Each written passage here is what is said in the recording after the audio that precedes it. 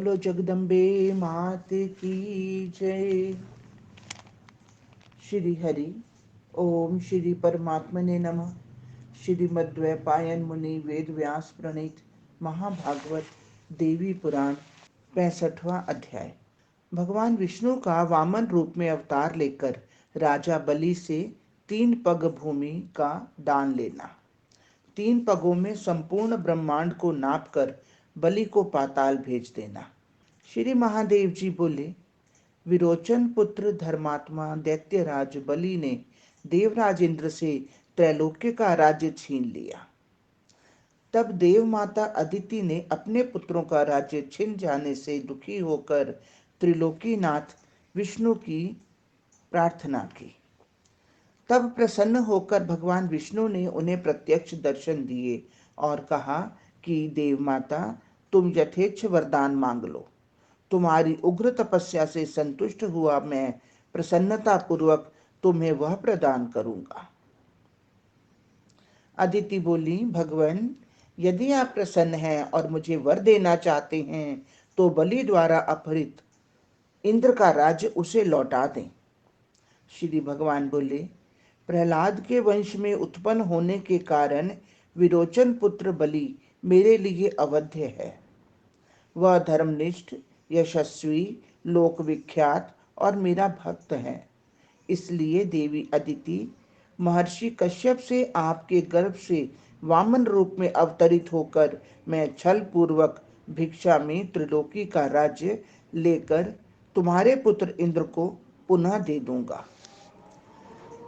श्री महादेव जी बोले, उसे वरदान देकर सर्वलोकाधिपति पुरुषोत्तम भगवान विष्णु सहसा अंतर्धान हो गए। तत्पश्चात भगवान विष्णु ने दैत्यराज बलि का राज्य अपहरण करने की इच्छा से जन्म लेने के लिए देव माता अदिति के गर्भ में प्रवेश किया।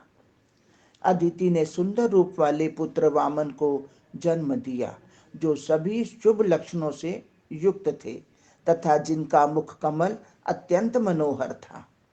एक बार ब्राह्मण रूपी वे जनार्दन अन्य ब्राह्मणों के साथ धर्मपरायण महात्मा बलि के पास आए।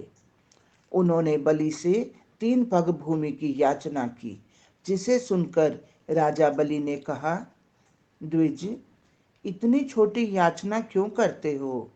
विप्र, कोई द्वीप, वर्ष, ग्राम अथवा आधा ग्राम ही क्यों नहीं मांग लेते? मैं निश्चय ही आपको वह समर्पित कर दूंगा। ब्राह्मण पुत्र, थोड़ा दान देने से दाता की कीर्ति नष्ट होती है, इसलिए इतना स्वल्प दान आपको देने का मन नहीं करता। श्री वामन बोले, महाराज, आपको इससे क्या प्रयोजन है? मैंने जो मांगा है वही मुझे दे दें, इससे आपका कोई अपयश नहीं होगा। महाराज, मुझे 3 पग भूमि का दान पुण्य आपके लिए अत्यंत कीर्तिकर होगा, जैसी कीर्ति न किसी की हुई न भविष्य में होगी। श्री महादेव जी बोले, महात्मा वामन के ऐसे वचन सुनकर सभासदों ने धर्मात्मा महाराज बलि से कहा। सभासदों ने कहा, ये ब्राह्मण पुत्र जो मांगते हैं आप वही दे दें, क्योंकि दान लेने वाले को संतुष्ट करने वाला दान ही सफल और कीर्ति बढ़ाने वाला होता है। श्री महादेव जी बोले, उनकी यह बात सुनकर राजा ने ब्राह्मण को 3 पैर के माप से भूमि देने के लिए तिल और कुश हाथ में लिया। उसी समय दैत्य गुरु शुक्राचार्य ने दैत्यराज बलि से कहा, महाराज, क्षण भर ठहरें और मेरी बात ध्यान से सुने। ये सामान्य ब्राह्मण पुत्र नहीं है, निश्चय ही ये ब्राह्मण रूपी भगवान विष्णु हैं, जो छल से वामन का रूप धारण करके आपके पास आए हैं। राजन, ये जो बार बार आपसे 3 पग परिमाण की भूमि की याचना कर रहे हैं वह निश्चय ही इंद्र का कार्य है। यदि आप इन्हें 3 पग परिमाण की भूमि का दान कर देते हैं तो ये निश्चय ही आपका त्रिलोकी का साम्राज्य ये वामन शीघ्र इंद्र को देने के लिए ले जाएंगे। बलि बोले, भगवान विष्णु तो हमारे कुल देवता हैं। गुरु, वे भला छल पूर्वक त्रिलोकी का राज्य मुझसे छीनकर इंद्र को क्यों दे देंगे? भृगु बोले, महाराज, देवताओं का कार्य संपन्न करने में लगे हुए विष्णु के लिए कुछ भी असाध्य नहीं है। वे कोई भी कठोर कार्य उस निमित्त कर सकते हैं। निश्चित निश्चित वे भगवान विष्णु ही अदिति के गर्भ से वामन रूप में जन्म लेकर छल पूर्वक आपसे भूमि की याचना कर रहे हैं। इसलिए राजन, यदि यह त्रिलोकी का साम्राज्य आपको अपने पास रखना है तो आप इन्हें कोई भूमि दान न करें। बलि बोले, गुरु, दूंगा। ऐसा कहकर अब भला इन्हें दान कैसे न दूं? यदि ये छल पूर्वक दान लेने आए हैं तो इन्हें भूमि कैसे दूं? श्री महादेव जी बोले, राजा की ये बात सुनकर दानवों से पूजित शुक्राचार्य ने भूमि दान के लिए उद्यत बलि को पुनः रोका। महामुनि शुक्राचार्य की बात सुनकर कुछ देर मौन रहकर धर्मात्मा बलि ने अपने मन में दान करने का निश्चय किया और गुरु जी से ऐसा कहा। बलि बोले, गुरु, यदि भगवान विष्णु स्वयं छल से वामन का रूप धारण करके मुझसे त्रिलोकी का राज्य मांगे, इससे बड़ा मेरा क्या सौभाग्य होगा। जिनकी प्रसन्नता के उद्देश्य से मनुष्य जो भी दान करता है उसका उसे अनंत फल प्राप्त होता है। ब्राह्मण रूप में पधारे वामन रूप विष्णु को यदि मैं त्रिलोकी का दान करूं तो ये मेरा परम सौभाग्य होगा। गुरु, जो मूढ़मती हैं वे भगवान विष्णु की प्रीति के लिए कर्म नहीं करते और जो उनकी प्रीति हेतु कर्म करते हैं उनकी कभी अधोगति नहीं होती। इसलिए ब्राह्मण वेश में आए इन वामनधारी विष्णु को 3 पग भूमि का दान उनकी प्रसन्नता हेतु मैं अवश्य दूंगा। गुरु जी से इस प्रकार कहकर महाराज बलि ने भगवान विष्णु की प्रीति को लक्ष्य करके उन परमात्मा को 3 पग भूमि का दान कर दिया। मुनि श्रेष्ठ, उस वामन रूपधारी त्रिविक्रम जगदीश्वर विष्णु ने स्वस्ति ऐसा कहकर विराट रूप धारण कर लिया। वत्स, उनका एक पैर ब्रह्मांड का अतिक्रमण करता हुआ उसके सिर के ऊपर से निकल गया। तब उस चरण कमल को प्रजापति ब्रह्मा ने अपने कमंडलू में स्थित जल से प्रक्षालित किया। जल रूपिणी सर्व पापनाशिनी गंगा भगवान विष्णु के चरण कमल को पाकर वहीं विद्यमान हो गईं। भगवान विष्णु ने एक पैर से उसके सिर को छूते हुए धर्मपरायण राजा बलि से अपराधी की भांति ऐसा कहा, वत्स, इस समय तुम्हारा त्रिलोकी का राज्य इंद्र के पास न्यास रूप में रहे और तुम दानवों को साथ लेकर पाताल लोक चले जाओ। 8वें मनु के काल में तुम्हें भी इंद्र पद मिलेगा, तब तुम त्रिलोकी का राज्य पुनः प्राप्त कर लोगे, इसमें संशय नहीं है। महामुने, भगवान विष्णु के ऐसे वचन सुनकर सभी असुरों के साथ बलि उन्हें साष्टांग प्रणाम करके पाताल लोक को चले गए। जगन्नाथ सुरेश्वर भगवान विष्णु वैकुंठ लोक को चले गए और लोक पावनी गंगा उनके चरणों में स्थित हो गई। हरिओम तत्सत, हरिओम तत्सत। इस प्रकार श्री महाभागवत महापुराण के अंतर्गत वामनावतार के प्रस्ताव में बलि पाताल यात्रा कथन नामक 65वां अध्याय पूर्ण हुआ। बोलो जगदम्बे मात की जय। श्री हरि ओम श्री परमात्मने नमः। श्रीमद्वैपायन मुनि वेद व्यास प्रणीत महाभागवत देवी पुराण 66वां अध्याय। ब्रह्मा जी द्वारा भगवती गंगा की प्रार्थना करना तथा गंगा द्वारा पुनः 3 लोकों में अनेका आश्वासन देना। भगीरथ द्वारा भगवान विष्णु, भगवती गंगा और भगवान शिव की आराधना। श्री महादेव जी बोले, मुनि श्रेष्ठ, देव वंदित पितामह ब्रह्मा जी ने भगवती गंगा को भगवान विष्णु के चरण कमल में स्थित जानकर अपने कमंडल को जल विहीन देखकर कुछ क्षण के लिए मन में विचार किया कि ये द्रव्यमयी गंगा तीनों लोकों में अब दुर्लभ हो गई। मेरे कमंडलों में स्थित ये गंगा भगवान विष्णु के चरण कमल को प्राप्त करके अत्यंत पुण्यमयी और धन्य होकर वहीं स्थिर हो गई।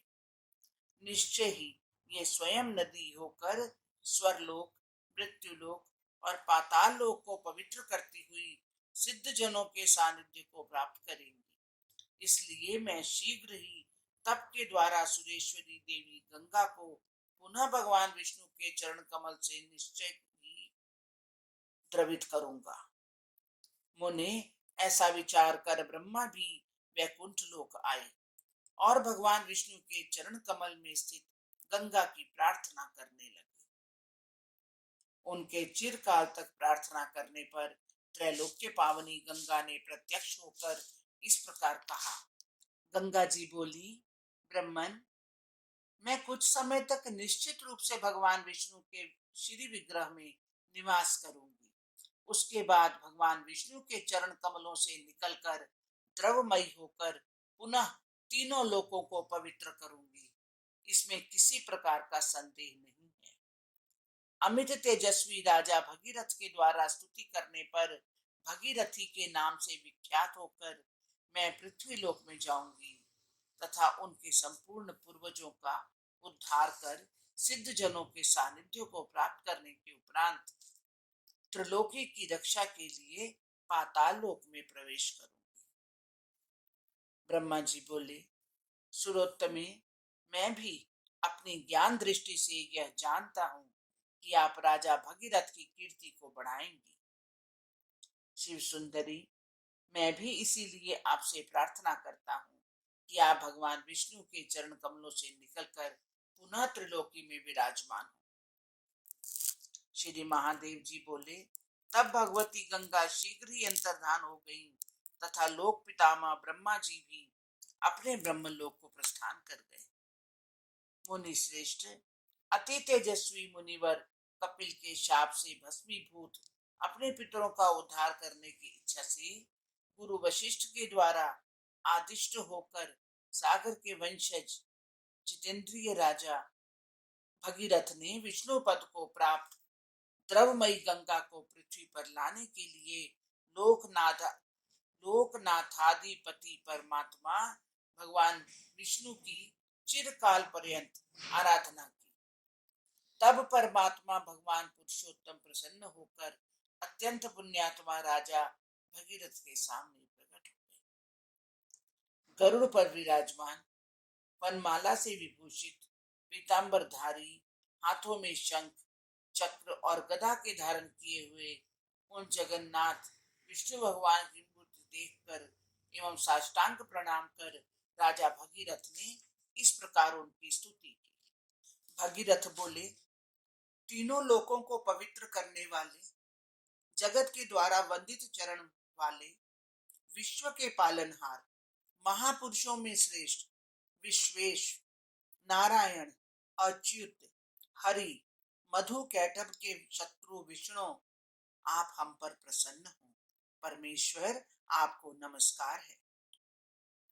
विश्व के एकमात्र कारण, सनातन, जगदाधार, श्री वत्स के चिन्ह से सुशोभित विभो, मधुसूदन, गोविंद, वामन, जनार्दन, विश्वमूर्ति विष्णु, आप हम पर प्रसन्न हो।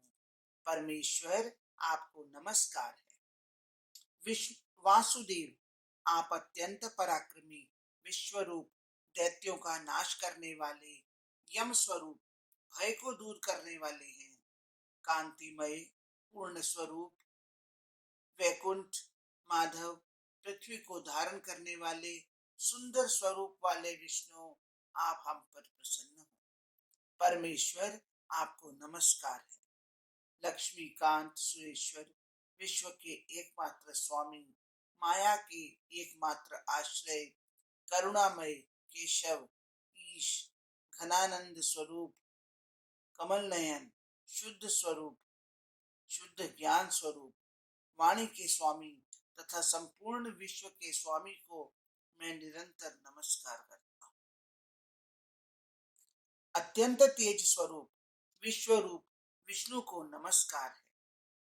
शुद्ध ज्ञानात्मा, सच्चिदानंद स्वरूप को नमस्कार है। आज मेरा जन्म और तप दोनों सफल हुआ, क्योंकि देवताओं के लिए भी दुर्लभ है। आपको मैं अपनी नेत्रों से देख रहा हूँ।